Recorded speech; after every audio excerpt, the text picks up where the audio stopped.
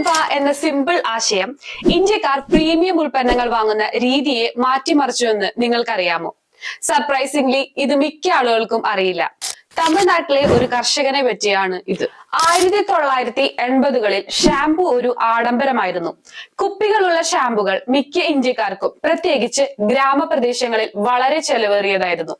പലരും ഒരിക്കലും ഷാംപൂ പോലും ഉപയോഗിച്ചിട്ടില്ല. പ്രീമിയം ഉൽപ്പന്നങ്ങൾ സാധാരണക്കാർക്ക് താങ്ങാനാവുക എന്നതായിരുന്നു തമിഴ്നാട്ടിലെ കർഷകനായ ചെന്നൈ കൃഷ്ണയുടെ സ്വപ്നം.